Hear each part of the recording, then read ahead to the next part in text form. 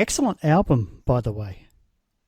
Thank you so much. Yeah, we're pretty pleased with it ourselves. Yeah, we'll get into that in a moment. Can I just start off by asking how you are? How's family life going? We've all had a bit more time at home in the last year. Tell me, how have you gone? We're all doing fine. I have a 7-year-old son, so he loves that his mother is home more, and same for his father. I mean, we're both touring musicians, and yeah, we're healthy. It's kind of a challenging time, but I'm trying to see the silver lining Mm, in all of this is that I can finally be home. So how are mm. you? Yeah, doing well. Hey, I wonder how you go with, both you and Oliver being touring musicians. That was leading me to where I wanted to go. How do you juggle that? There must be times where you're both on the road at the same time, but in different places. Well, we live in the same place where his parents live, and when we plan tours, we make sure that they don't take place at the same time. Right. There might sometimes be an overlap of 2 or 3 days, but yeah, we fully plan our tours, and luckily Oliver's band is not touring as much as my band, so but there have been years that were very difficult where, we would just exchange house keys and then, the other person would go on tour, or worse, if there was an overlap, then we wouldn't see each other for almost 2 months. Yeah. But we make it work. And after the Holographic Principle, our previous album, we had a little break from touring, which was nice. And now we're having a second sabbatical, so to say. So we can catch up a little bit. Yeah. Tell us about the recording of Omega. How did you go with lockdown? I'm of the understanding that you got the orchestras in just before lockdown. Is that the case? Yes, yes, that was how do you say, luck and back. We had everything recorded except the lead vocals, and we had everything recorded up like beginning of March, and middle of March was set for the vocals, and then we were, um, forced to search for an alternative. Mark lives in Sicily, I live in Germany, and the studio where we record is in the Netherlands, and I searched for a studio nearby and recorded my vocals in the morning and got back in the afternoon because schools were closed, and our son was home, but my husband is also a music teacher and needed to teach afternoon, so we would also exchange house keys. And Mark recorded in his home studio in Sicily, and it worked out well thanks to modern technology. Joost, our producer, was there during the recordings when I was in my vocal booth. I had him on the iPad. He was there on Zoom, and he could communicate with me through the headphones. So yeah, I'm very, very happy that it worked out like that. Yeah. Technology can be really wonderful sometimes. Yes. Right, tell us about this album. Tell us about some of the tracks you've got on there. Before we go any further, I want to start off with Code of Life, which I think is the best Epica song ever. So tell us about that. You have the great taste, because that's one of my favorite songs, and also my son, he loves it. If we listen to the new Epic album, he always requests for the Egyptian song. That's how he calls it. And yeah, I love it too. It's a song where I can't wait to play live. And the music's written by Koen. Koen is our keyboard player, but also choir arranger. And yeah, he's one of the composers also. I mean, all five Epica guys compose songs, but all of us also have other duties within the band. And he has been responsible for the choir. It's the beginning of Epica. He's also one of the original band members, so to say, even though we haven't changed our lineup since many years. And Code of Life it's a very beautiful. It feels like it could be the soundtrack of another Mummy movie. I love the intro. The male vocals that you hear in the intro are from the singer of the band Myreth. We toured with them, and he has very beautiful vocals.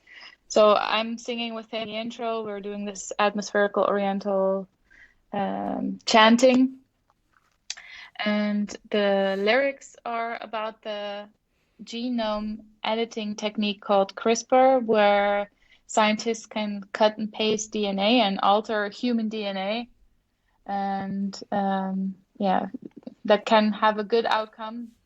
You can cure incurable diseases, but you can also, like what they've been doing in China, create designer babies, and you can, yeah, people are basically playing God, and it's a little bit of warning, that what we've been given by nature, so to speak, should not be meddled with.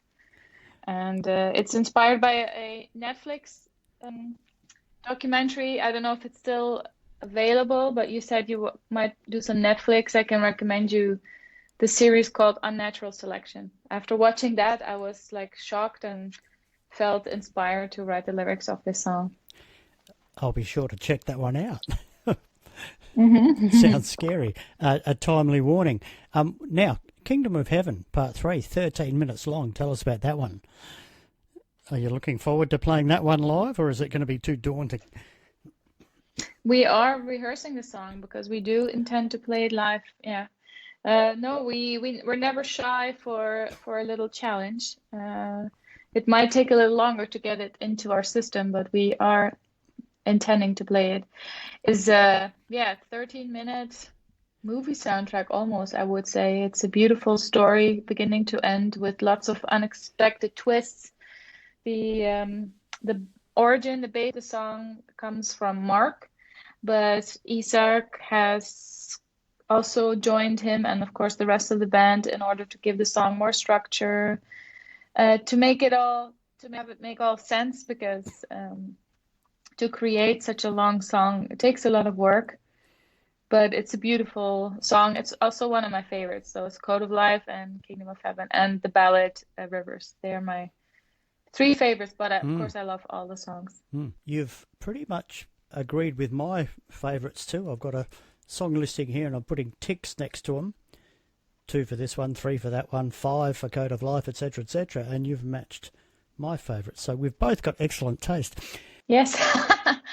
What else can you tell us about the album? I think it's definitely the most mature and profound album up to date. I think you can hear that we are all in a good place in our lives, personally, professionally.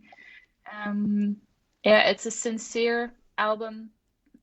We put so much blood, sweat, and tears into it. We made sure that our calendars were cleared of any other obligations, so we could fully concentrate on the creation of this album. And in the past, I've been tempted by, wanting to do everything, and that was sometimes a little bit too much. Touring while writing and recording an album is actually it's very good for, exhausting yourself.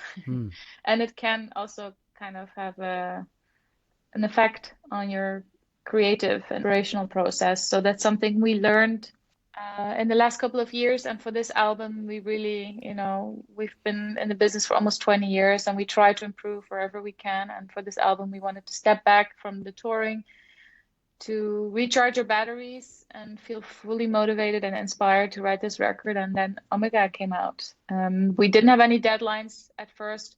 Everybody could just write music at his or her own pace.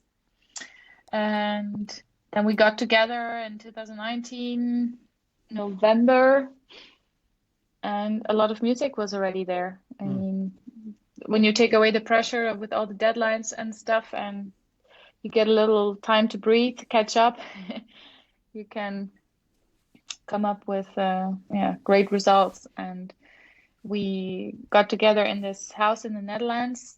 We had time and energy to travel because we didn't have any other tours.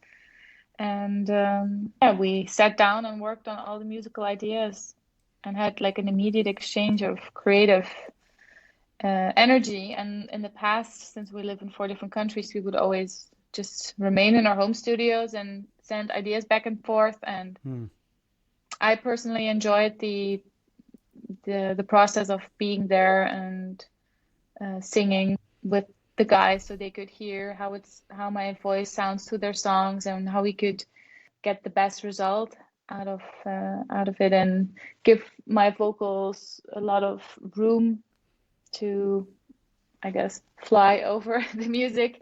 And Epica is our music is very full. It has so many layers, and now we wanted to give the vocals a little bit more headroom, so to say. And I love the fact that we use a real orchestra. The children choir has added so much to it. We also had a lot of other instruments recorded. I think we did also have professional musicians in India record some instruments for us, especially also the ones you hear in Seal of Solomon and Code of Life. And I think that adds so much to the vibe of the songs, using real instruments and not samples. Samples can be amazing as well, and we also still use those. But the little imperfections you have when you use an orchestra, when you have a choir, especially also children choir, they have a lot like this eerie touch to them, and it kind of lifted the whole album to another level, I think. Yeah, exactly right. Going to go a bit off track here. What's the best Epica moment for you, either in the studio, in a live setting, or on tour in the bus or whatever? What's the best Epica's memory for you? Oh, I have a lot, but we recently released like on Spotify our most memorable set lists, and I'll talk a little bit about that because everybody could choose their own show, and it's hard to pick from so many wonderful memories. But last year in January, we were on the 70,000 Tons of Metal cruise. Yes. And we had 2 shows, one in one of the theaters inside and also one on the deck. Yeah. And we've had shows on the deck and they were horrible because of the wind, It's, and the humidity in the air is not particularly good for the instruments. For my instrument, it's okay. I prefer humidity instead of dry air. But if the wind's from the wrong direction, you got hair in your eye, nose, mouth, everywhere. Yeah. So for this particular show, I was prepared. I thought I'm going to pull my hair back up in a ponytail, and I've never done that during a live show. I was unfortunately struck with a nasty cold the whole tour, but that was one of the nicest shows for me up to date because the ambience, it was right. It's not a huge show. I mean, the audience, it was full, but it's not like a big festival show in front of 30,000 people, but it's all about the vibe of the evening. And it was like a clear night sky. You could see the stars. The wind was, it was challenging, but I was prepared. And I was laughing because the guys were trying to bang their head and the wind was like full coming from the front. So it was not working at all. It's like, what are you doing? Just give up and do something else. Like, why fight the wind? Go with it. And my voice was really well. I mean, I was in a great shape despite being sick. Playing the Design Your Universe set because we were touring to promote the anniversary edition, the gold edition.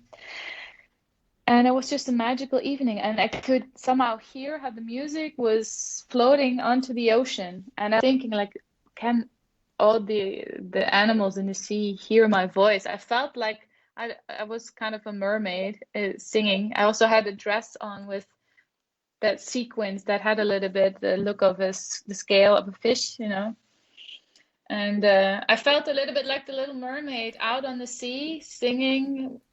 And my voice was carried far over the ocean, and it was just magical. And it has become more magical because after that we couldn't tour anymore. So I'm very happy with that last memory. That sounds really good. You're making me really jealous. Simone, great to talk to you. Yes, likewise. Yeah, good luck with the new album. Thank you very I much. really think it's the best you've done. And Code of Life, I mean, come on, that's magnificent. Best song you've ever done.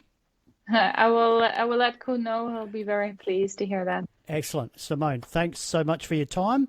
You have a great day. You're welcome. You have a great evening.